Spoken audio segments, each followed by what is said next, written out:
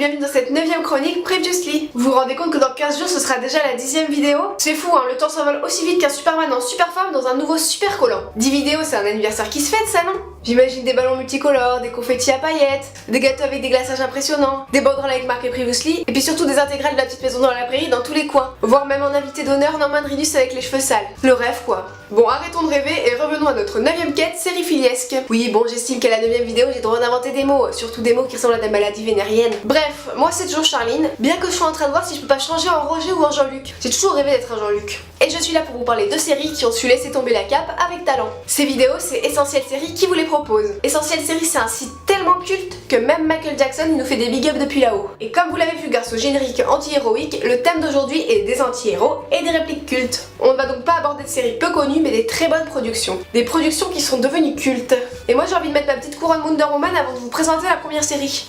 Après tout, on est sur YouTube, on fait ce qu'on veut, alors moi j'en profite. Bref, c'est parti. On part à la rencontre d'un humoriste fraîchement divorcé, d'un ancien sportif à l'ego surdimensionné et d'une lycéenne cynique et désabusée.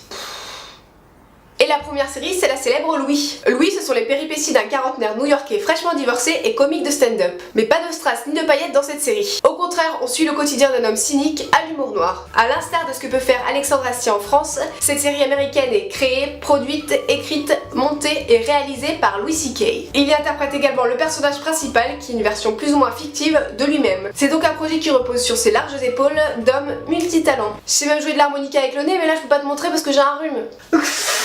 Louis est diffusé depuis 2010 sur FX et en ce moment même sur OCS City. Cet été, la série a été renouvelée pour une 5ème saison. Cette production a su monter en qualité, alors je trouve que ce renouvellement c'est une très bonne nouvelle. C'est une série qui ne suit pas les schémas classiques de comédie et qui invente son propre rythme assez lent. C'est donc un format inhabituel qui peut déstabiliser au début. Aussi, la série est parsemée de moments de spectacle, d'excellents moments de spectacle. Donc plusieurs fois par épisode, on retrouve Louis tout seul sur scène avec son micro, domaine dans lequel il excelle particulièrement. Vous connaissez la blague du poussin qui rentre dans un poulailler? Non, bah moi non plus je la connais pas. Pourtant on peut se demander ce que des extraits de spectacle viennent faire au milieu d'une série. En vérité ils viennent parfaitement illustrer l'épisode et mettre en perspective des moments de la vie de Louis. Les extraits de stand-up qui ponctuent l'épisode sont divins. Si vous appréciez ces petits moments de scène, je vous surencourage survivement à vous procurer ces spectacles. Ils sont faits de petites constatations drôles et intelligentes sur les bizarreries de la vie et abordent des thèmes sérieux comme le racisme. Avec son talent pour les mots, ce qui pourrait être choquant ou blessant devient finalement hilarant. C'est un humour qui n'épargne personne mais c'est intelligemment écrit.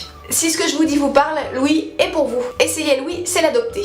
Je crois qu'on en a fini pour cette série. Allez, on enchaîne. Dans la prochaine, je vais vous proposer un autre petit animal à l'adoption. Il s'appelle Kenny Powers et il ne mord presque pas. Et cette seconde série, c'est Eastbound and Down. Et c'est dur à dire. Dans Eastbound and Down, Kenny Powers est un joueur de baseball adulé pour son lancer. Mais sa carrière est arrêtée net le jour où il est accusé de dopage. Il est alors obligé de retourner vivre dans sa ville natale, de squatter chez son frère et d'accepter un poste de prof de gym dans son ancien lycée. Habitué à la célébrité, c'est une humiliation qu'il a du mal à encaisser. Eastbound and Down, c'est une série HBO de 2009 qui comporte 4 saisons. En France, où elle est rebaptisée Kenny Powers, c'est bien évidemment du OCS. En fait, j'aurais dû appeler l'épisode du OCS et du OCS. Cette production est centrée sur le personnage imbuvable de Kenny Powers, qui est le beauf parfait.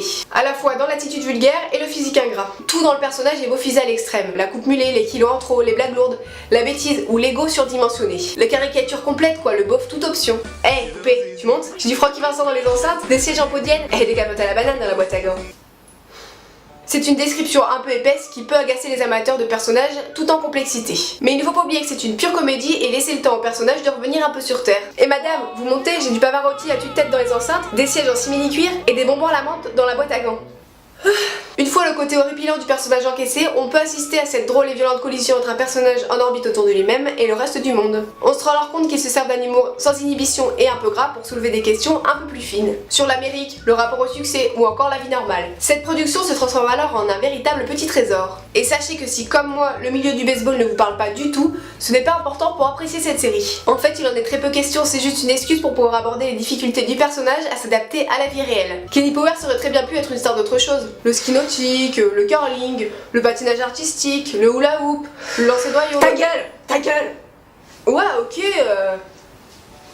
Pour vous donner encore plus envie, je vous dirais que Will Ferrell est à la production et qu'il fait une apparition remarquée en concessionnaire automobile. C'est une série à contre-courant avec un anti-héros parfait interprété par Danny McBride, également scénariste. Passons maintenant à la dernière série. Suivant. Et il s'agit de la cultissime Daria. Daria est une lycéenne à l'humour mordant et plein de cynisme. Accompagnée de son amie Jane, elle navigue à contre-courant de ses camarades d'école. Armée d'une répartie tranchante, les deux amies affrontent les années lycée avec détachement. La naissance de cette série d'animation remonte déjà à 1997 et c'était sur la chaîne MTV.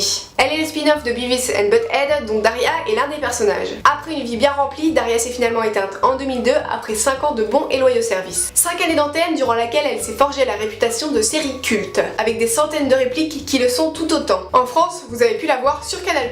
Ah bah enfin, bientôt on va croire que t'es payé par OCS. Et non, je ne suis pas payé par OCS, sinon je porterais une vraie couronne en or. C'est une série maligne qui aborde des thèmes classiques de l'adolescence, la recherche de soi, la carrière professionnelle ou encore les liens familiaux. A noter qu'il y a 2 épisodes spéciaux d'environ 1 heure, dont un qui finit la série avec émotion et mélancolie. Ce qui donne un produit fini intelligent avec de bonnes choses à prendre dans chaque épisode, que ce soit dans les situations, les répliques ou encore l'évolution des personnages. Alors si vous n'avez pas encore regardé cette série pionnière dans le genre anti-héros, courez vous rattraper. Allez. Bon bah voilà, ce 9e numéro de Previously se finit. Il nous approche encore davantage du 10e. Il est temps d'enfiler à nouveau ses collants et de remettre sa cape pour pouvoir à nouveau briller en société. Moi je vous remercie beaucoup d'avoir regardé cette chronique jusqu'au bout et sachez que tous les liens vers les réseaux sociaux sont en description. Et n'oubliez pas de vous abonner si vous voulez pas rater la 10e vidéo. Oui j'arrive, bon je dois vous laisser, il y a Walter White qui m'attend pour me donner des cours avancés en anti-héroïsme. J'ai un examen à la fin de la semaine, je croise les doigts. Bon bah je vous dis à dans 2 semaines alors. Bisous.